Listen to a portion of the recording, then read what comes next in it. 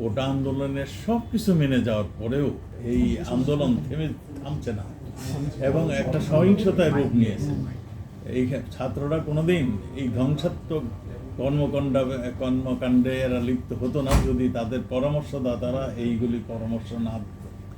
আপনার যে রাষ্ট্রীয় সম্পদ ধ্বংস করেছে এবং আমাদের জনগণকে মানে এই যে এতগুলো মানুষ হতাহত হলো, শুধু কি পুলিশের গুলিতে হয়েছে?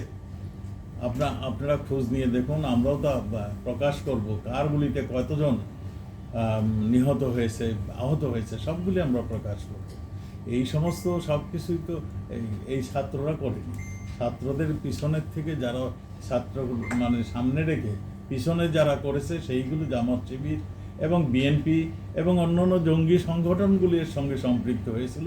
এতেই আমাদের কাছে প্রতীয়মান হয়েছে।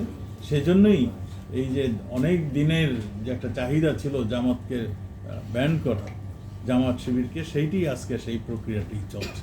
অবনতি হবার তো অনেকখানি হয়ে রয়েছিল, আমরা আস্তে ধীরে ধীরে এটাকে করে আনছি।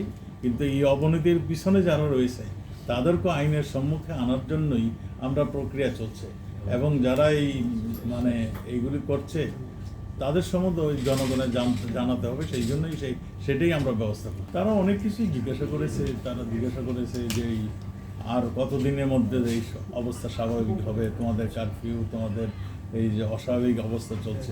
আমরা বলছি আমরা ধীরে ধীরে স্বাভাবিক হচ্ছে। আমরা মনে করছি খুব শর্ট টাইমের মধ্যেই আমরা কভার করতে পারবো।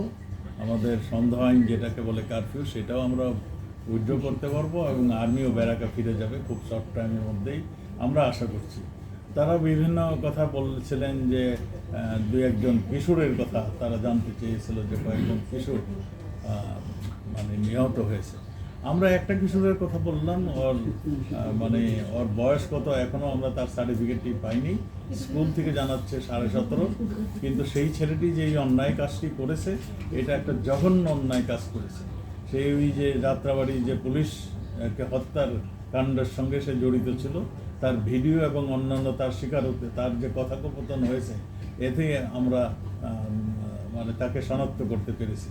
সে তো পুলিশ হত্যা করেছেই এবং ওইটাকে ঝুলিয়ে রেখেছিল, যে দড়ি ধরে টানতেছিল এই ঝুলিয়ে রাখার জন্য, সেই কাজটিও করছিল এবং কাজ শেষ করে তিনি যার দ্বারা মানে নিয়ন্ত্রিত হয়ে থাকেন তাকে আবার ফোন করে জানিয়েছেন যে আমরা হত্যা করতে পেরেছি এবং তাকে ঝুলিয়ে দিয়েছি। অপর প্রান্তের থেকে তাকে শাবাশি দেওয়া হয়েছিল। এই কিশোরকে আমরা কোথায় নিব, তার কাছে আমরা প্রশ্ন করেছিলাম। আমাদের দেশের যে প্রচলিত আইন কিশোর সংশোধনাগার আমরা সেখানেই রেখেছি এবং আইনে যা বলে সেই আইন অনুযায়ী তাকে ব্যবস্থা হচ্ছে।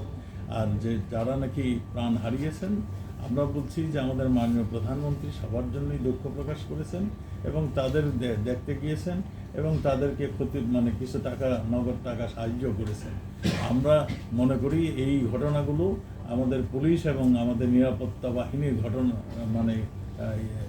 মানে ইচ্ছা করে কিংবা তারা কারোর প্ররোচনায় করে নাই। এটা তারা মানে মানুষের জানমাল এবং এই দেশের জনগণের সম্পদ, দেশের রাষ্ট্রীয় সম্পদ রক্ষা করার জন্যই তারা গুলি চালাতে বাধ্য হয়েছে। পুলিশ অনেক ধৈর্যের সঙ্গে মোকাবেলা করেছে।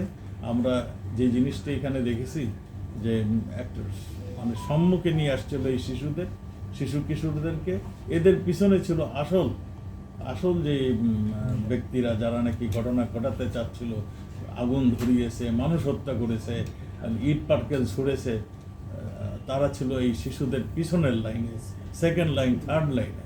আমরা এই শিশুদের চরম ধৈর্যের সঙ্গে আমাদের পুলিশ বাহিনী তাদেরকে ফেস করেছেন। তারপরে যখন বৃষ্টির মতো ঢিল আসা শুরু হলো, পটকা ফোটানো হলো, গুলি করা হলো, তখন পুলিশ বাধ্য হয়ে টিয়ার গ্যাস, তারপরে যেটা করার সেরে করছে।